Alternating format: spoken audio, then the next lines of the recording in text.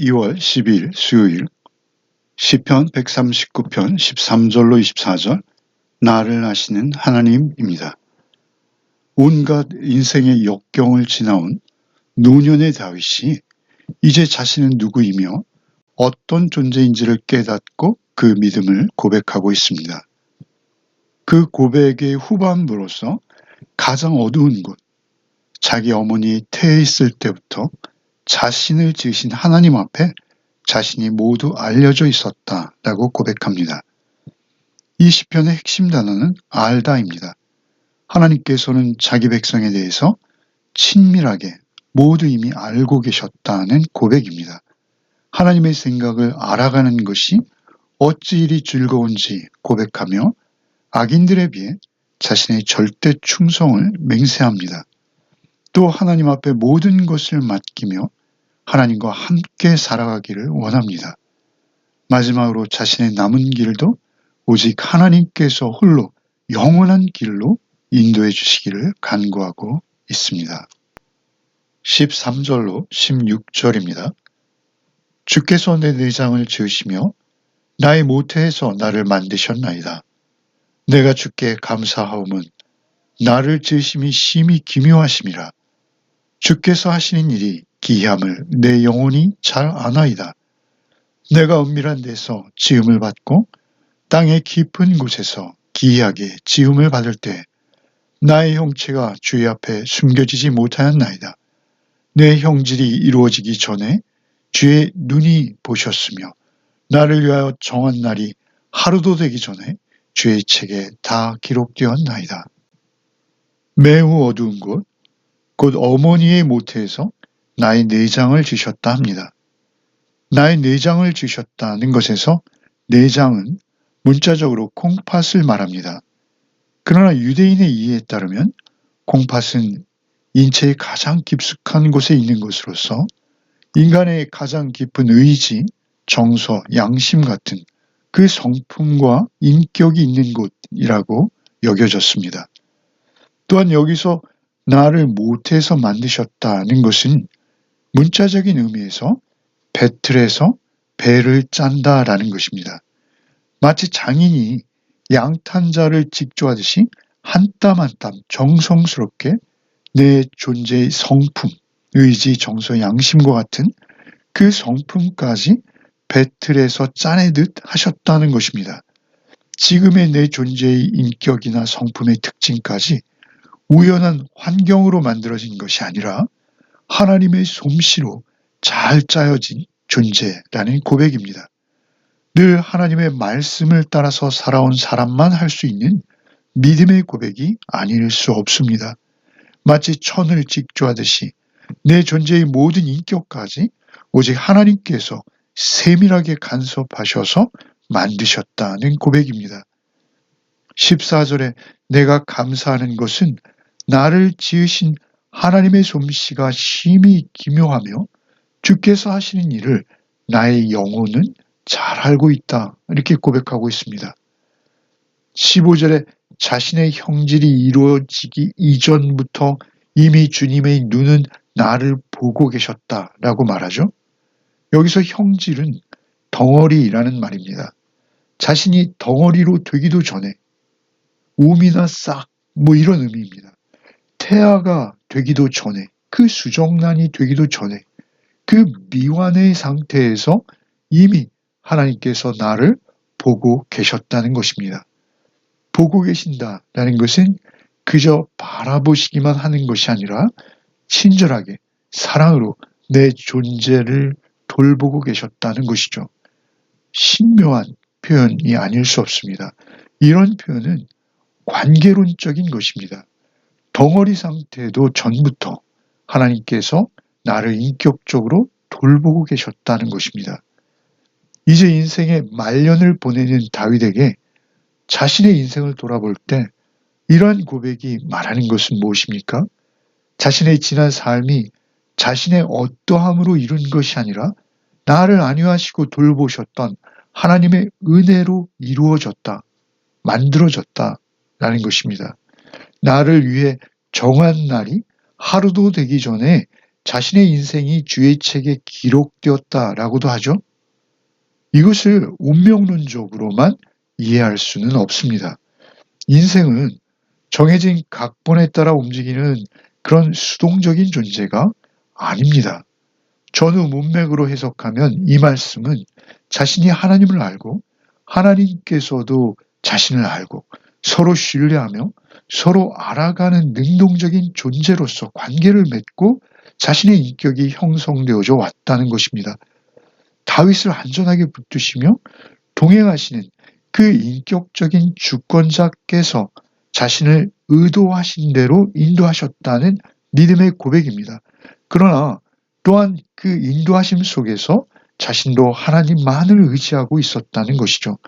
결국 자신의 존재는 스스로의 경험이나 주변의 평가가 아니라 하나님의 창조적인 손길이 섭리하시고 간섭하시고 인도하심으로 오늘의 존재로 자기가 존재하게 되었다라는 믿음의 고백입니다. 17절로 18절입니다. 하나님이여 주의 생각이 내게 어찌 그리 보배로우신지요. 그 수가 어찌 그리 많은지요. 내가 세려고 할지라도 그 수가 모래보다 많도소이다.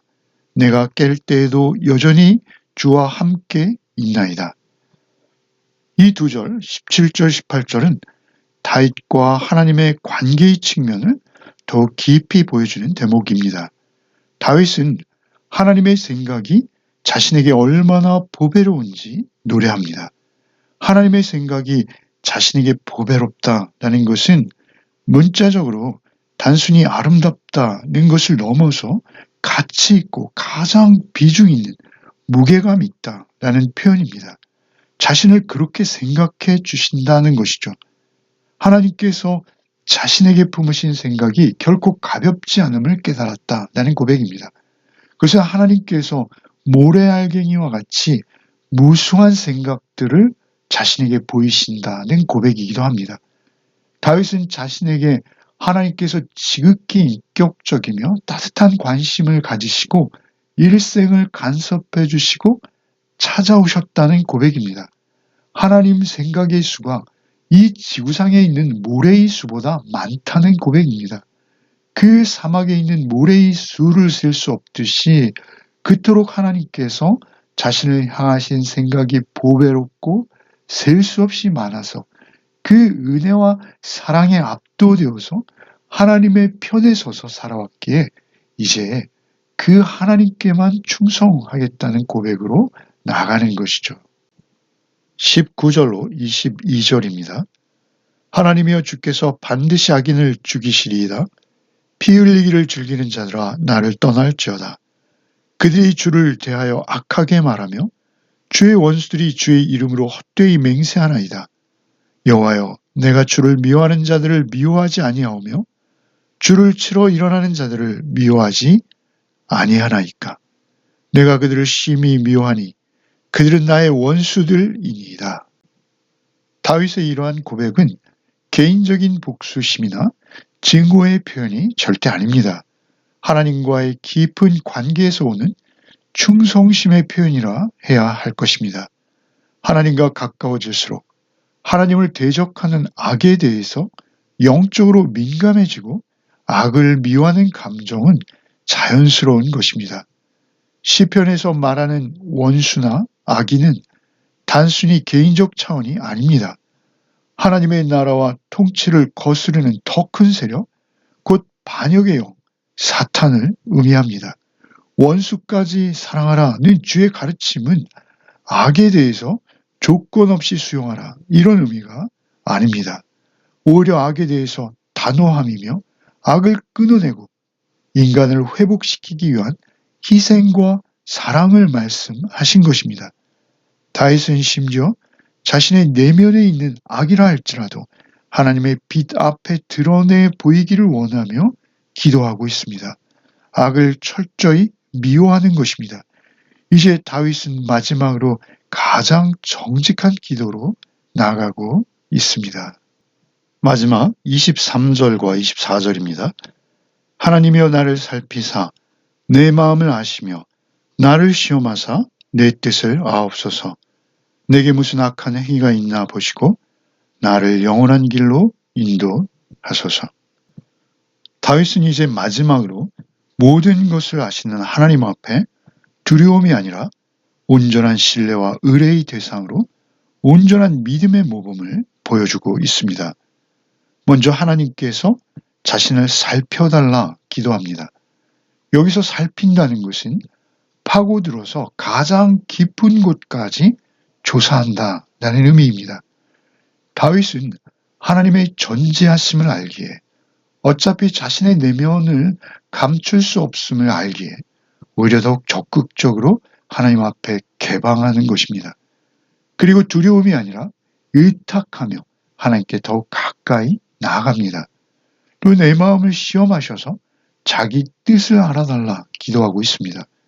여기서 시험한다라는 것은 금속의 순도를 불로 확인하듯이 자신의 의도와 동기를 순수하며 맑고 투명하게 연단해 달라는 의미입니다. 이어서 내게 무슨 악한 행위가 있는지 봐달라고 기도합니다.